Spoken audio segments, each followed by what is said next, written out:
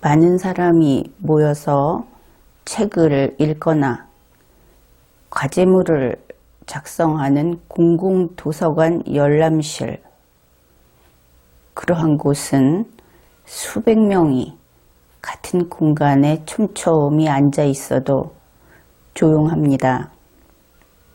간혹 두런거리는 소리가 들려오기도 하지만 그 소리는 전체의 조용한 질서에 승복하여 곧 잦아들기 마련입니다. 그러나 이와 달리 많은 사람이 같은 공간에 머물며 식사를 하는 대형 뷔페의 경우, 그때는 사정이 많이 달라집니다. 테이블을 단위로 해서 먹는 일에 집중하고 있는 점에서는 도서관 열람실과 흡사합니다. 그러나 그곳에는 전체의 조용한 질서라는 것은 존재하지 않습니다. 바로 이러한 공공도서관이라고 하는 것은 질서 있는 공동체의 예가 될 것이고, 대형 뷔페는 자유분방한 공동체의 예가 될 것입니다. 개인의 경우에 자신이 어떤 공동체에 속해 있는가, 거기에 따라서 그 개인의 오늘이, 현재가 결정되고 또 그 개인의 미래를 예측하는 것이 가능해집니다. 어떤 개인이 어떤 공동체에 속해 있고 그의 오늘과 그의 내일이 이러할 것이다 하는, 이렇게 보이는 그 높이, 그 수준을 삶의 지평선이라고 부르기로 합시다. 이렇게 어떤 공동체, 그가 속해 있는 그 공동체가 질서 있는 곳인지 아니면 자유분방한 곳인지에 따라서 오늘과 내일이 달라지는 것은 개인만이 아니라 국가도 동일합니다. 국가라고 하는 것은 우리 국민 한 사람 한 사람이 모여서 생명력을 불어넣어야 그때 비로소 살아 움직이는 그런 존재입니다. 그렇기 때문에 당연히 우리 대한민국은 우리들 각자의 능력, 지혜, 미덕, 숙련된 정도, 그러니까 숙련됨과 미숙함, 또 공존에 적합한지 아니면 그렇지 않은지, 탐욕스러운지, 우리 개인인 국민들이 건전한지 건전하지 않은지, 그러한 장점과 단점들이 모두 혼합되어서 그래서 독특한 삶의 지평선이 나타나게 되어 있습니다. 그런데 우리 국민 가운데 A라는 국민은 이렇게 이야기합니다. 대한민국, 이 나라가 싫다. B라는 국민은 저 집단하고는 대한민국 같은 하늘 아래에서 함께 살기 싫다. C라는 국민은 도대체 이 나라는 왜 이 모양인가? 그렇게 이야기를 합니다. 이들이 특별히 부정적이고 불평이 많아서 그렇다기보다도 이것은 그럴 수밖에 없는 일이 아닌가, 그렇게 생각을 하게 됩니다. 이 나라에는 5천만이 넘는 사람들이 함께 살고 있습니다. 그렇다면 앞에서 이야기했듯이 A라는 국민의 삶의 지평선, 그것과 A를 제외한 나머지 5천만이 넘는 사람들의 삶의 지평선은 같지 않을 겁니다. 이런 점은 B라는 국민, 또 C라는 국민의 경우에도 동일하겠죠.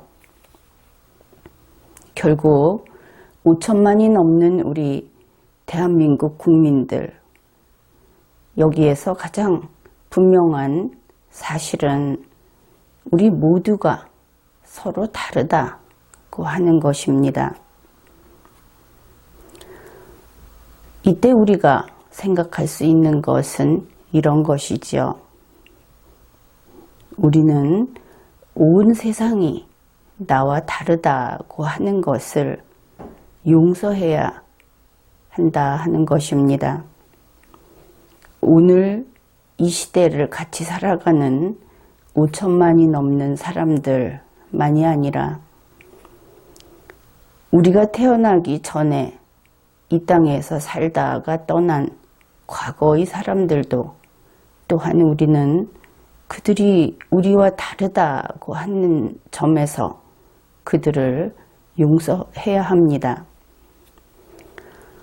사람이 혼자 살기를 그만두는 것, 표현은 이렇지만 집안에서 어차피 혼자 살지는 않습니다.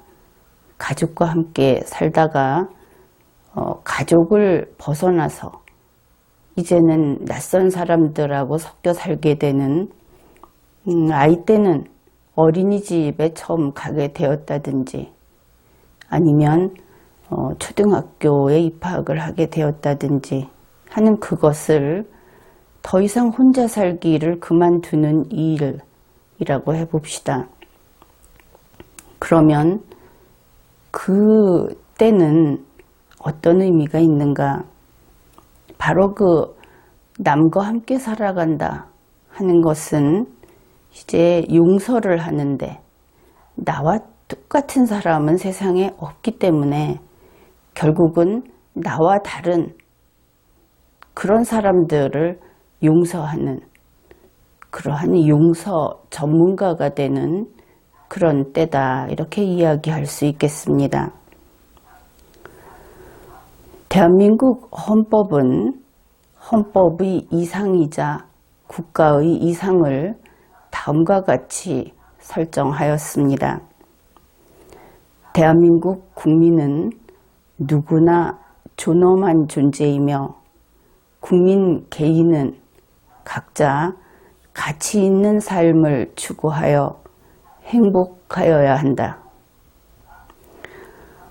생각해보면 아주 엄청난 이야기 같기는 합니다.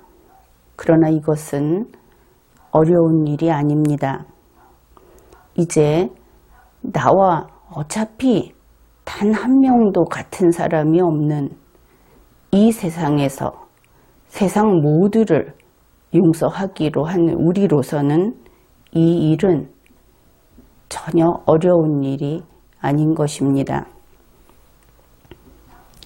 나와 다른 당신이 나와 다른 삶을 가치 있는 삶이라고 하더라도 그것이 헌법과 대한민국 안에서 우리 모두의 공존을 존중하는 삶이라면 우리 모두와 함께 사는 것을 거부하지 않는다면 그러면 나와 그 누구일지 모르는 당신은 이웃이 될 수 있습니다. 공존할 수 있는 것입니다. 물론 이 경우 나는 당신의 가치에 대해서 관여하면 안 됩니다. 그것은 당신도 마찬가지이겠죠. 이런 식으로 우리 5천만 국민 각자가 독특한 가치를 지니는 것이 가능하고 그와 동시에 공존도 가능한 것입니다. 공존의 조건은 단지 헌법에서 정한 것을 지키면 되는 것, 그것뿐입니다. 매우 쉬운 것이지요. 그렇지만 우리 대한민국의 현실은 헌법의 이상과 동떨어져 있는 모습입니다. 우리 국민 A는 국민 B를 자기와 다르다고 불편하게 여깁니다. 우리 국민 A는 국민 B를 자기와 다르다고 공격합니다. 그것은 왜 그런 것일까? 가장 대표적인 것이 정치적인 성향 때문이라고 할 수 있습니다.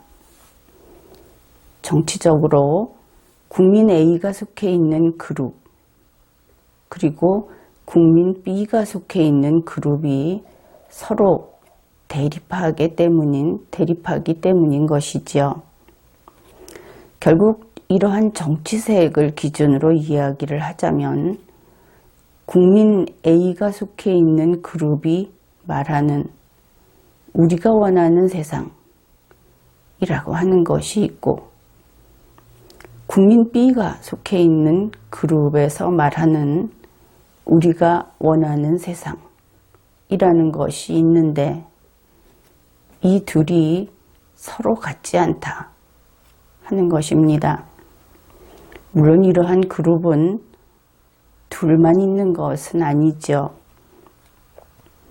우리 국민들에게 이와 같은 정치색을 기준으로 한 우리가 원하는 세상이라고 하는 것은 적어도 서너 가지보다는 더 많을 것 같습니다.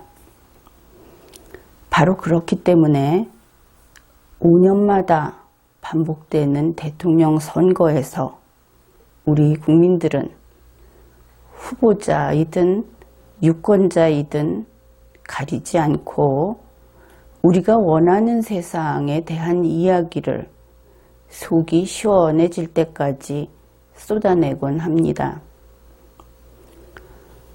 만일 2018년 5월 우리 국민들에게 여러분이 원하는 세상은 어떤 것입니까?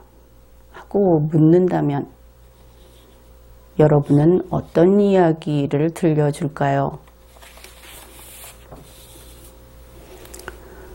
어쩌면 오늘 우리 국민들은 번잡한 세상에 식상해서 참선을 마친 후 막 눈을 뜬 그런 세상을 우리가 원하는 세상으로 여길지 모르겠습니다. 건물벽에서 크고 현란한 광고판이 사라지고 거리에서 현수막이 사라지고 광장에서 시위대가 사라지고 대중교통 수단을 이용할 때 커다란 라디오 소리와 번쩍이는 전광판이 사라지고 공공장소에서 사람들의 눈길을 강제로 잡아두는 벽보가 사라지고 길 바닥에 수북하게 떨어져 있는 광고 전단지가 사라지면 우리의 눈과 귀가 고요함을 되찾을 것입니다. 아이들이 먹는 식품에 딸기 맛이 아닌 딸기를, 식당에서 식품 첨가물이 아닌 식품을 사용하면 우리의 혀가 고요함을 되찾겠지요. 다른 사람이 노력하여 만들어낸 결과물에 반드시 적정한 대가를 지불하고, 능력이 없는 사람은 아무리 작은 자리라고 하더라도 차지하지 않고 자신이 기여한 바가 없다면 어떤 이득도 받지 않는 그러한 이 나라가 된다면 우리의 두뇌가 고요함을 되찾을 것입니다. 그리고 5천만 국민 각자가 공존의 조건을 지키면서 가치 있는 삶을 추구함으로써 자기만의 삶의 지평선을 높이고 돈이 삶의 전부가 되지 않도록 한다면 우리의 꿈이 고요함을 되찾을 것입니다. 2018년 5월 우리 국민들이 이렇게 고요에 가까운 자연스러움, 그러면서도 강한 생명력이 가득한 우리가 원하는 세상을 바라고 있을 것이다. 그런 생각을 해보았습니다. 결국 우리 국민들이 원하는, 우리가 원하는 세상이라고 하는 것은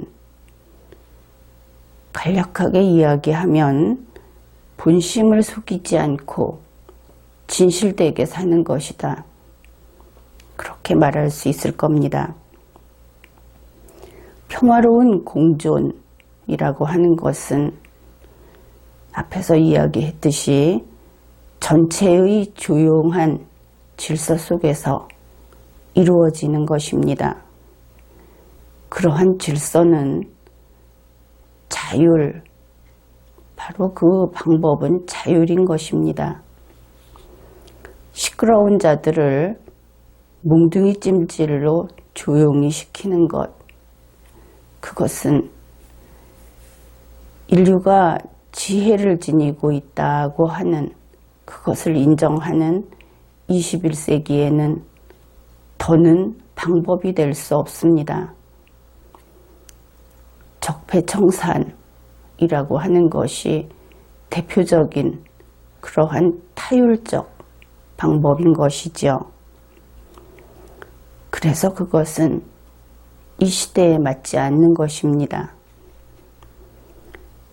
21세기는 자유를 극대화하고 리걸마인드를 지닌 우리 개인인 국민들이 스스로 헌법 질서를 존중할 때 바로 우리 국민 한 사람 한 사람 개인과 그리고 대한민국의 삶의 지평선이 높이 올라가는 것입니다.